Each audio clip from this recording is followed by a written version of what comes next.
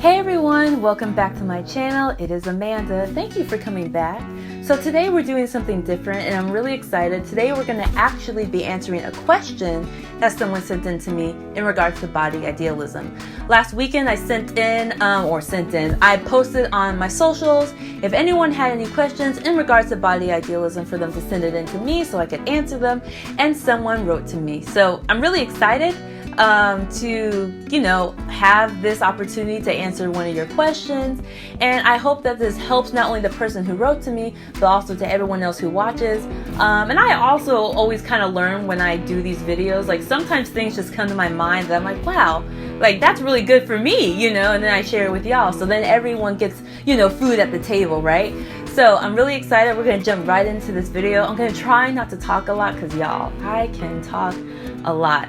Let's just jump right into the video and let's answer this question and see what we learn. I'm going to keep this person anonymous. She does know that I am making this video off of her question. So she writes, I believe I struggle with body idealism.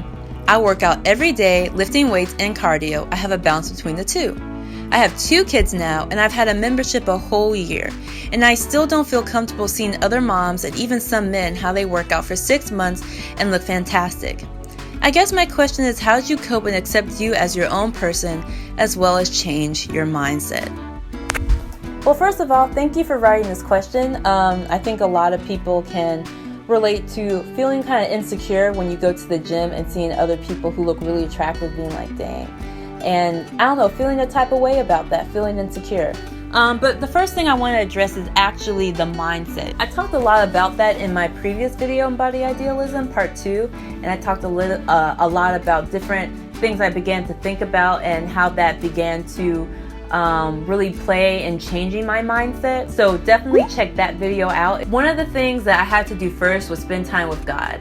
And the reason that was very important to me, one, not just because, I am his child. I needed someone higher than me because this felt like a situation that I really just couldn't get out of. I couldn't think my way through it. I couldn't talk my way out of it. I had to plainly come to God and be like, God, I don't like how I look.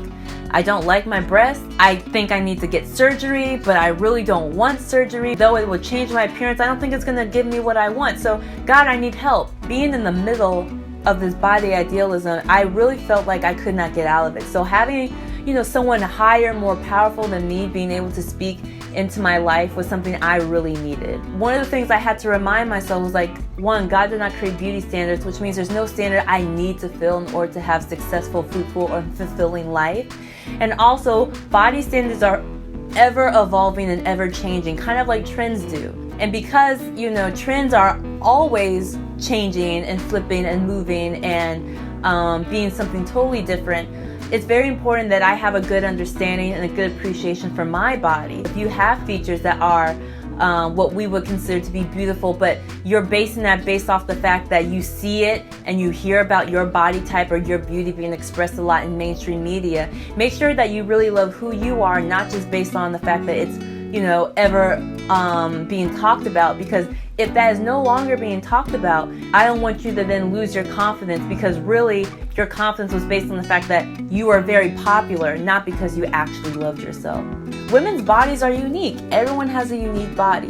And I don't think that we should be worried if it doesn't look like someone that we specifically see on social media.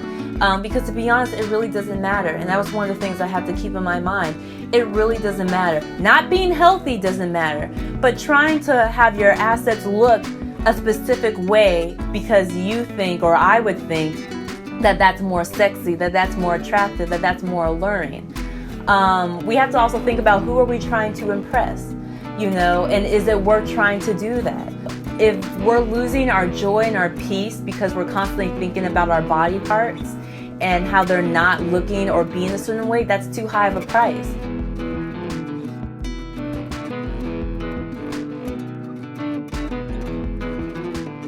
So having a good mindset is one of the things that actually then allows you to then kind of accept your own person.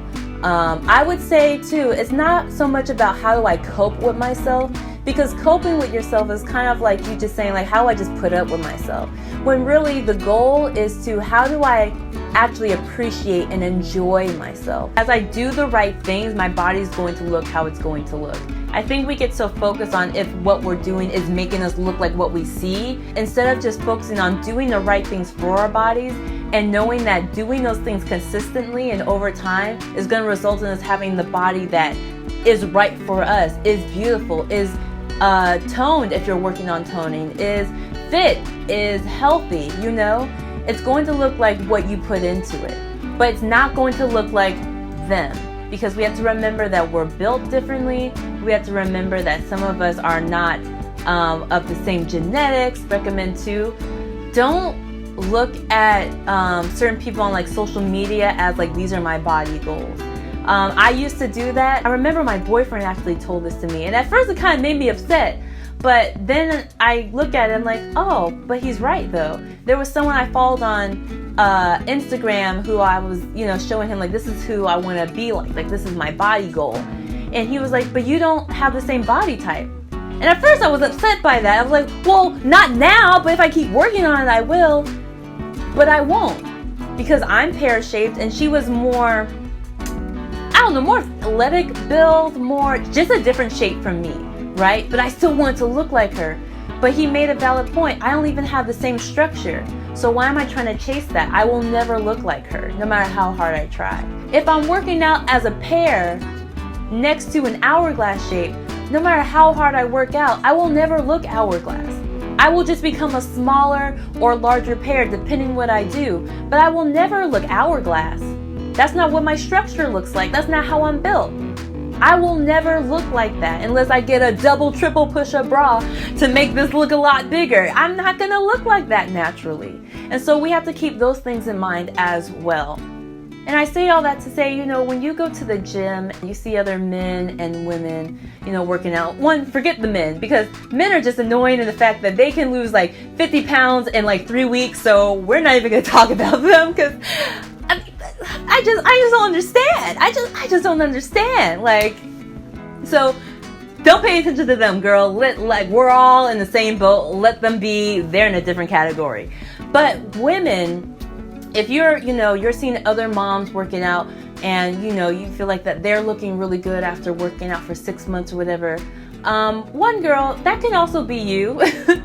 You're not going to look exactly like them, and that goes back to what we were just saying, right? It's like, your structure is one thing to keep in mind. You have to keep in mind like how you're also physically just built differently from them. But that doesn't mean you're not going to look amazing as your own self. You'll look like the best version of you if you work out 6 months. And you said that you work out diligently, you work out cardio, and you do weights every day. Girl, honestly, you probably look better than you even really think.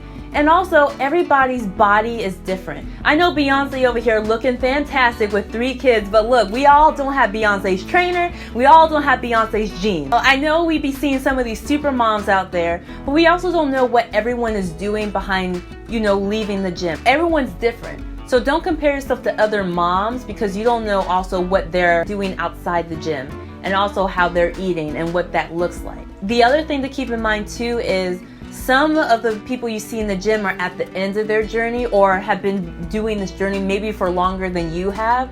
And so you're looking at the end of them and comparing it to like the middle or beginning, wherever you see yourself at with your story, So it's very important that you don't look at what seems like, maybe the middle or beginning for you to someone's ending and finishing, because you're not even on the same playground, and that's unfair to you.